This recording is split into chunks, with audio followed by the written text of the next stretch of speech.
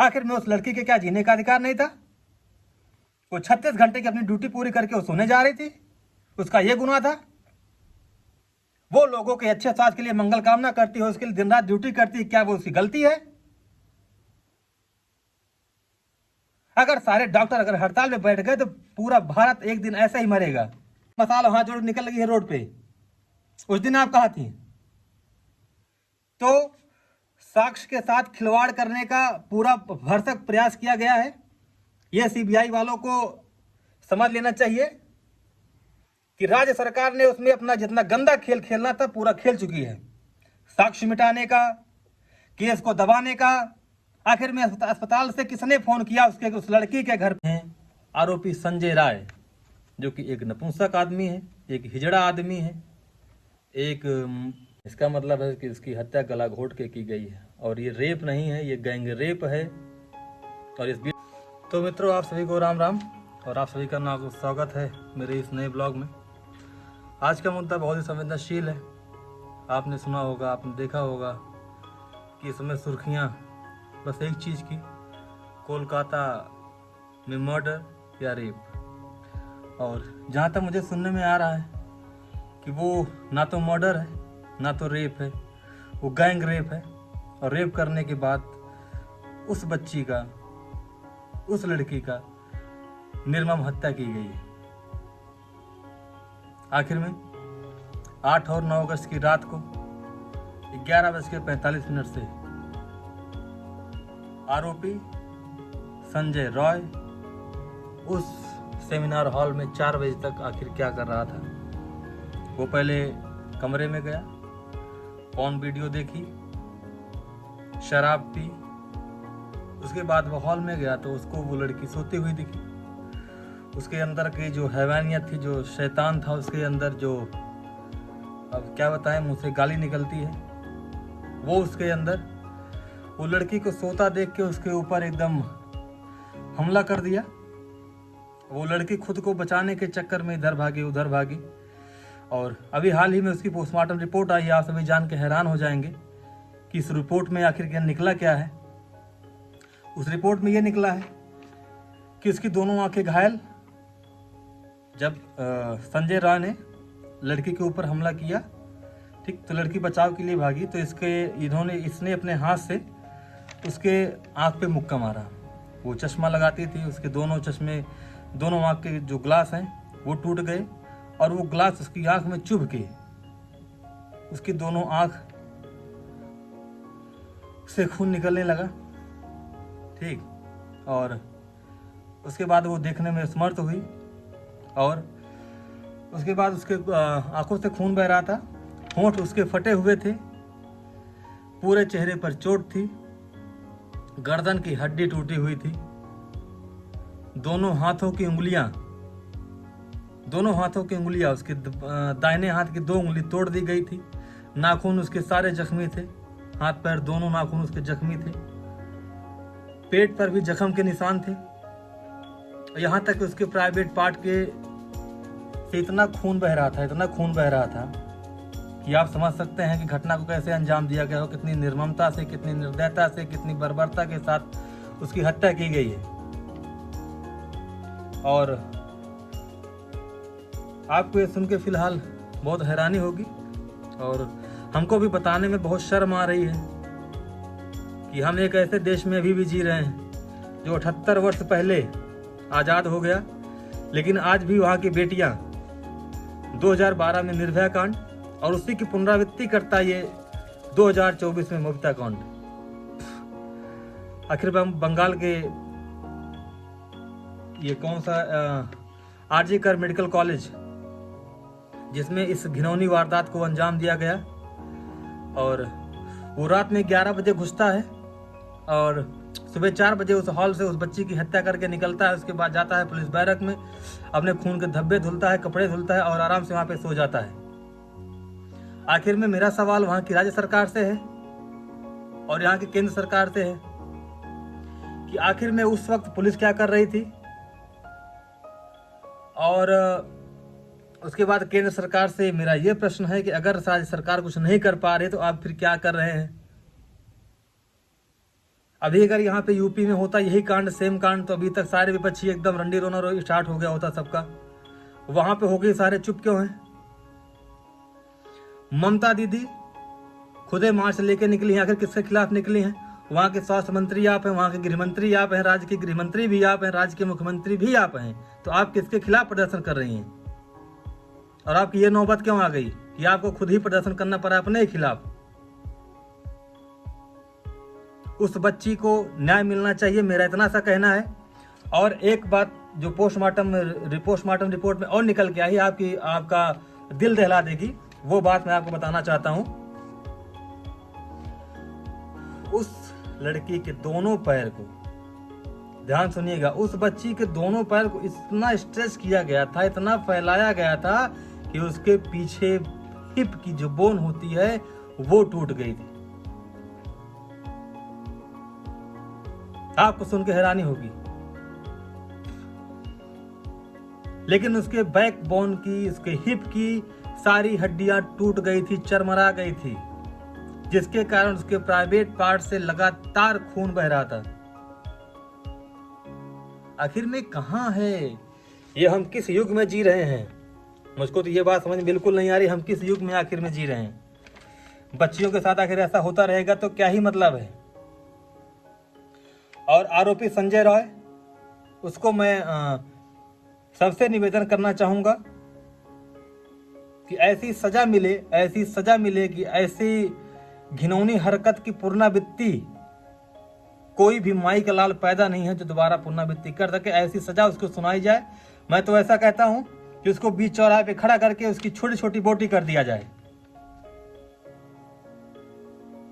जिससे कोई भी नामर्द दोबारा ये साहस न कर सके कि किसी बच्ची के ऊपर आंख उठा के देख सके, गंदी निगाह रख सके, उसके शरीर के साथ खिलवाड़ कर सके। आखिर अगर तुम्हारे अंदर हैवानियत है तो बाहर जाओ और मर जाओ। एक बच्ची के साथ क्या हुआ, यह खबर सुन के मेरा खून खोल रहा है। तो आप इतना केवल आप सोचिए जिस बच्ची के साथ ये हुआ होगा रात में 40 मिनट वो कैसे बिताई होगी, उसके ऊपर क्या क्या बीती होगी। ये आप बहुत बखूबी आप समझ सकते हैं। और नेता लोग से मेरा अनुरोध है, नेतागिरी बंद करें।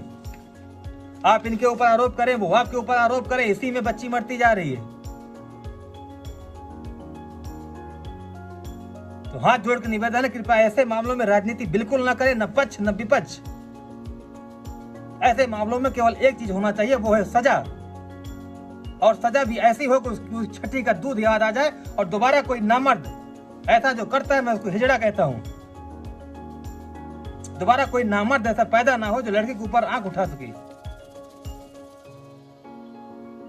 आखिर में उस लड़की के क्या जीने का अधिकार नहीं था? वो 36 घंटे की अपनी ड्यूटी पूरी करके वो सोने जा रही थी, उसका ये गुनाह था? वो लोगों के अच्छे स्वास्थ्य के लिए मंगल कामना करती है, उसके लिए दिन रात ड्यूटी करती है, क्या वो उसकी गलती है? अगर सारे डॉक्टर अगर हड़ताल में बैठ गए तो पूरा भारत एक दिन ऐसे ही मरेगा।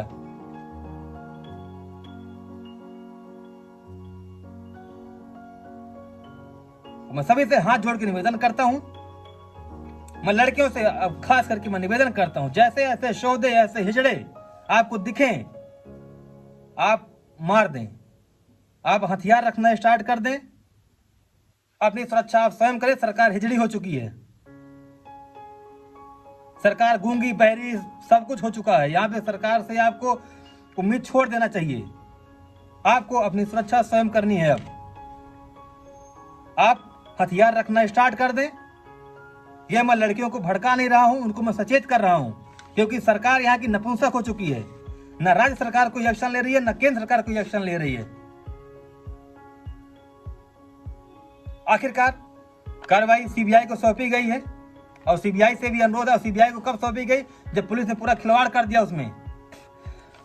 बंगाल सरकार की पुलिस पूरी तरीके से इस केस में इन्वॉल्व है, ये मैं पूरी गारंटी के साथ कह सकता हूं। आखिर में जोशरात में मेडिकल कॉलेज में साक्ष्य मिटाने के लिए हंगामा किया गया, पुलिस कहां थी? आखिरकार पुलिस राज्य सरकार के गृह मंत्रालय के पास होती है। गृह मंत्रालय किसके पास है? ममता बनर्जी के पास है। आखिर में पुलिस क्या हिजड़ी हो गई थी वहां पे?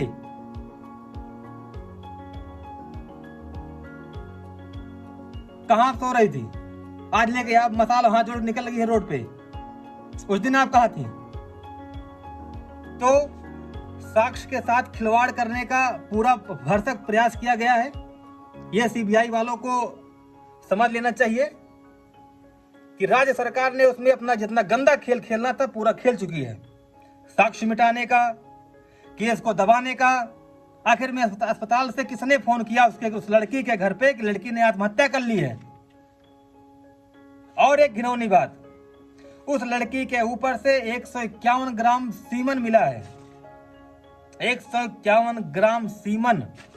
और एक व्यक्ति एक बार में 10 ग्राम से ज्यादा सीमन नहीं निकाल सकता है। यह किस बात का सबूत है? यह इस बात का सबूत है कि उस लड़की के साथ गैंग रेप हुआ है। केवल संजय राय वहां पे नहीं था, उसके साथ वहां पे 2-4 लोग और मौजूद थे। किसी ने हाथ पकड़ा, किसी ने पैर पकड़ा, किसी ने गला पकड़ा, किसी ने पेट पकड़ा, किसी ने जांघ पकड़ी। मतलब हद है एकदम। कितनी निर्ममता, कितनी बर्बरता उस बच्ची के साथ हुई है। केवल उस दर्द को वही महसूस कर सकती है, कोई दूसरा महसूस नहीं कर सकता है। और पता है हम लोग कब जागते हैं? जब बात अपने ऊपर आती है तब हम जागते हैं। उससे पहले हम सोते रहते हैं, अरे जाने दो, इसे होता रहता है। जिस दिन आपके घर परिवार में आपकी बेटी के साथ, आपकी बहन के साथ, आपके परिवार के साथ ऐसी घटना घटित होगी, उस दिन आपका खून खौलेगा। तो आखिर में हर बहन बेटी को अपनी बहन बेटी आप क्यों नहीं मानते हैं? मेरा ये जो कहना है वो सभी से है। आखिर में सबकी बहन बेटी आपकी बहन बेटी नहीं है क्या? और अगर हैं तो आप शांत क्यों हैं? सारे डॉक्टर प्रदर्शन पे हैं। मैं सभी की सराहना करना चाहूंगा। हाँ, थोड़े से मरीज इसमें परेशान हैं, लेकिन उनकी मजबूरी है। आखिर वो नौकरी करें किस लिए? वो दूसरों की बीमारी ठीक करते हैं, उनकी खुद की जान की परवाह नहीं है, कोई सुरक्षा नहीं है, तो आखिर में वो करे क्यों नौकरी? इन सब सवालों का जवाब आपको देना पड़ेगा, हमें देना पड़ेगा, सरकार को देना पड़ेगा। मेरे सभी यूट्यूबर भाई से मेरा अनुरोध है कि आप सभी एक एक ब्लॉग इस मुद्दे पे डालें, इस मुद्दे की सच्चाई को आप बाहर लाएं, क्योंकि हम ही लोग हैं जो सच्चाई को बाहर ला सकते हैं। और उस बच्चे की आत्मा के लिए मैं प्रभु से प्रार्थना करता हूं कि उस पुण्यात्मा को अपने श्री चरणों में स्थान दें और बाकी लड़कियों में ऐसा साहस दें, ऐसी बल दें, ऐसी ऊर्जा दें कि जितने भी इतने हिजड़े हैं को सभी का वध कर सके, सबको मार सके, और कोई भी किसी भी लड़की के ऊपर गंदी निगाह उठा के देख ना सके। ये हम सभी के लिए बहुत शर्म की बात है कि आजादी के 78 साल बाद भी अभी भी ऐसी घटना हो रही है जो कि भारत देश में नहीं होनी चाहिए, जो कि भारत देश को शर्मसार कर रही है। ऐसी घटना भारत देश में नहीं होनी चाहिए। 2012 के बाद 2024 में ठीक उसी घटना का पुनरावृत्ति की गई है। और फांसी, ऐसे लोगों के लिए फांसी बहुत छोटी सजा होगी। ऐसी सजा दी जाए, ऐसी सजा दी जाए कि दोबारा अगर कोई ऐसी घटना की अंजाम देना चाहे तो उसकी रूह कांप जाए और साथ पुश्ते उसकी याद आ जाए।